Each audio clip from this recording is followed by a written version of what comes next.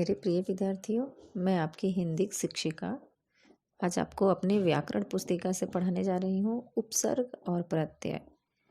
बच्चों, आप लोग उपसर्ग और प्रत्यय बहुत सुने होंगे, लेकिन आज मैं इसको क्लियर करूँगी कि ये उपसर्ग और प्रत्यय क्या है।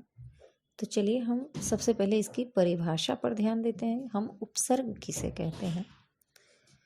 उपसर्ग वे शब्दांश जो किसी शब्द के आगे लगकर उसके अर्थ में परिवर्तन लाते हैं तथा नया शब्द बनाते हैं, इन्हें हम उपसर्ग कहते हैं।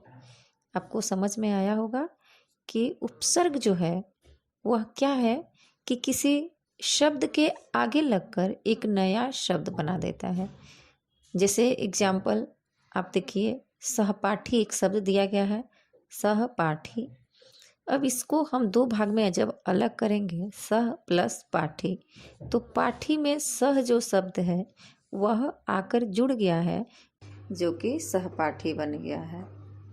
उपसर्ग को समझने के लिए हम दूसरी भाषा में यह भी कह सकते हैं कि मूल शब्द के पहले लगने वाले शब्दांश को उपसर्ग कहते हैं। यानी जो मूल शब्द होता है उसके पहले अगर कुछ लगता है तो उसे हम क्या कहते हैं? उपसर्ग कहते हैं। जैसे ज्ञान मूल शब्द हो गया, ज्ञान के पहले अगर अ लग गया तो एक नया शब्द तैयार हुआ जिसे हम अज्ञान पढ़ेंगे, और वही अज्ञान जो अ के जुड़ने से नया शब्द बना है वो अ जो वह उपसर्ग है। आगे मैं उपसर्ग के कुछ और उदाहरण समझाते हुए आपका डाउट क्लियर कर रही हूँ। जैसे इस पर एग्जाम्पल पे ध्यान दीजिए और यहाँ पर अंडरलाइन जो दिया गया है उस पर भी विशेष ध्यान दीजिएगा। राजा ने अन्याय किया, अशोक की विजय हुई, चंद्रमा पृथ्वी का उपग्रह है, लड़का बेकसूर था, जमींदार बदनाम था, चौधरी जी लापरवाह थे। इन वाक्यों में रेखांकित शब्दों की रचना देखिए। जो रेखांकित किया गया है उस पर आप ध्यान केंद्रित कीजिए। अ प्लस अन्याय, अ प्लस न्याय बराबर अन्याय, यानी अन्याय जो शब्द है वो दो शब्दों से मिला है, एक तो अ और दूसरा प्लस, अ प्लस न्याय। इसमें ऐसे ही आप और भी पहले शब्द देख लीजिए। विजय जो है, वी प्लस जय, उप प्लस ग्रह उपग्रह के लिए, बे प्लस कसूर बेकसूर के लिए, बद प्लस नाम बदनाम के लिए, ला प्लस परवाह लापरवाह शब्द के लिए। यहाँ न्याय, जय, ग्रह, कसूर, नाम और परवाह मूल शब्द हैं। इन शब्दों के पहले क्रमशः अ, वी, उप, बे, बद और ला शब्दांश लगाए गए हैं। इससे मूल शब्द का अर्थ बदल गया है। यहाँ उसके अर्थ में विशेषता आ गई है। उपसर्ग में एक और ही विशेष ध्यान देने वाली बात यह है कि उपसर्गों का अलग से कोई अर्थ नहीं होता, इसीलिए इनका स्वतंत्र रूप से प्रयोग किया जाता है। मूल शब्द से नया शब्द बनाने के लिए ही इनको मूल शब्द के पहले लगाया जाता है। यानी अलग से, जैसे अ है, जो भी हमने अंडरलाइन किया शब्द आपको बताया है, अन्याय में अ है, विजय में वी है, उपग्रह में उप है, इस तरह के शब्दों का कोई अपना अस्तित्व नहीं होता। ये अकेले कुछ नहीं कर सकते, इनके साथ शब्द जुड़ते हैं। समझने के लिए आप उपसर्ग के कुछ और उदाहरण देख सकते हैं। अ प्लस ज्ञान यानी अज्ञान, आ प्लस रक्षण यानी आरक्षण, अनु प्लस ग्रह यानी अनुग्रह, उप प्लस द्रव यानी उपद्रव, सु प्लस पुत्र यानी सुपुत्र, अव प्लस गुण यानी अवगुण, ना प्लस समझ इक्वल टू ना समझ, प्र प्लस यत्न बराबर प्रयत्न। जहाँ तक मेरे हिसाब से अब आपको उपसर्ग समझ में आ गया होगा। अब हम आगे बढ़ते हैं प्रत्यय की ओर।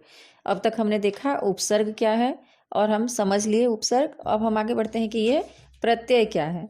प्रत्यय भी बेटा ठीक उसी की तरह है, बस उपसर्ग जो था वह हम पहले लगाने वाली बात कर रहे थे और प्रत्यय जो है उसे हम बाद में लगाते हैं। अब हम इसकी परिभाषा पे भी ध्यान देंगे कि प्रत्यय क्या है।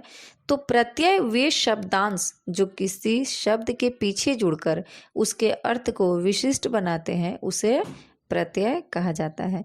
यानी आपको समझने के लिए मैं बता दूं कि किसी भी शब्द के पीछे जुड़कर कुछ नया शब्द तैयार कर देते हैं, विशिष्ट बना देते हैं, उसे हम प्रत्यय कहते हैं। उपसर्ग क्या था कि आगे जुड़ने वाली बात थी, लेकिन प्रत्यय जो है वो शब्द के पीछे जुड़ने वाली बात है।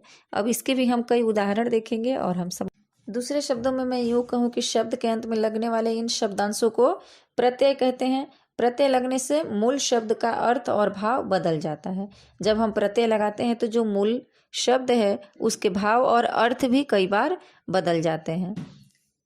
जैसे कुछ एग्जाम्पल द्वारा मैं आपको समझाऊंगी कि किस तरह से जब प्रत्यय हम लगाते हैं तो इनके मीनिंग भी बदल सकते हैं और इनके भाव भी बदल सकते हैं। यहाँ पर कुछ उदाहरण देखिए।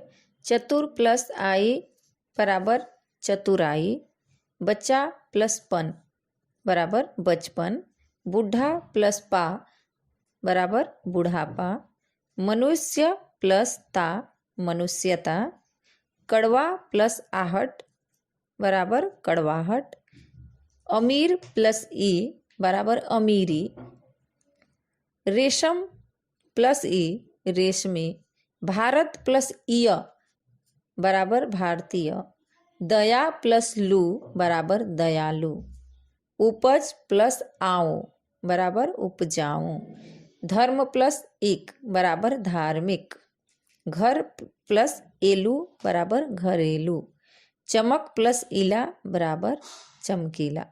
तो ये आप देख रहे हैं कि दो दो शब्दों से मिल करके एक नया शब्द तैयार हो रहा है, जो कई बार हमें अलग भी लग रहा है। जैसे बच्चा में बचपन लिखने के लिए बचपन हम ऐसे लिख रहे हैं तो कुछ भी समझ में नहीं आ रहा, लेकिन बच्चा प्लस पन कर रहे हैं तो बचपन बन रहा है। तो ये हमारा बन गया प्रत्यय। जो भी पीछे लग करके नया शब्द तैयार कर रहा है वो बन जाता है प्रत्यय। से चतुर में आई लगा, चतुराई बना, तो आई जो शब्द है यही प्रत्यय है। बच्चा का पन जो शब्द है बचपन का, वो पन जो शब्द है वो प्रत्यय है। बुढ़ापा में पा जो है वह प्रत्यय। थोड़े और शब्दों पर ध्यान दीजिए। आदर प्लस निय मतलब आदरणीय, पुत्र प्लस वान मतलब पुत्रवान, पालन प्लस हार यानी पालनहार, क्रम प्लस शह मतलब क्रमशः, मधुर प्लस ता मतलब मधुरता, जीवन प्लस भर बराबर जीवन भर, आवश्यक प्लस ता बराबर आवश्यकता, धन प्लस वान बराबर धनवान, समझ प्लस दार बराबर समझदार, गुण प्लस वान बराबर गुणवान, सुंदर प्लस ता बराबर सुंदरता, सप्त प्लस सह बराबर सप्तसह। आपको बहुत अच्छे से समझ में आ गया होगा कि जो भी पीछे लग करके पीछे जो लगा हुआ है, जैसे आदर के पीछे निय लगा हुआ है, पुत्र के पीछे वान लगा हुआ है, पालन के पीछे हार लगा हुआ है, क्रम के पीछे शह लगा हुआ है, तो ये पीछे लगने वाला शब्द ही प्रत्यय कहलाता है। और तो बच्चा इस प्रकार से हमारा उपसर्ग तथा प्रत्यय समाप्त होता है और मैं उम्मीद करती हूँ कि आपको बहुत अच्छी तरह से समझ में आया होगा और इसके प्रश्नोत्तर लिखने में भी आपको कहीं परेशानी नहीं होगी, क्योंकि जब हम किसी भी पाठ को अगर अच्छी तरह से समझ जाते हैं तो इनके प्रश्नोत्तर करने में हमें दिक्कत नहीं होता है और वो काफ़ी ईजी भी है। कहीं आपको दो तरह के इनमें प्रश्नोत्तर दिए गए हैं, किसी में उपसर्ग लगाने हैं और किसी में प्रत्यय लगाने हैं। आप शब्द को देखेंगे और उस पर ध्यान देंगे तो मेरा विश्वास है कि आपको बहुत अच्छे से ये समझ में आ जाएगा और आप इसके प्रश्नोत्तर भी कंप्लीट कर लोगे। फिर भी कहीं आपको डाउट रहा तो आप मुझे कमेंट्स द्वारा ज़रूर पूछिए।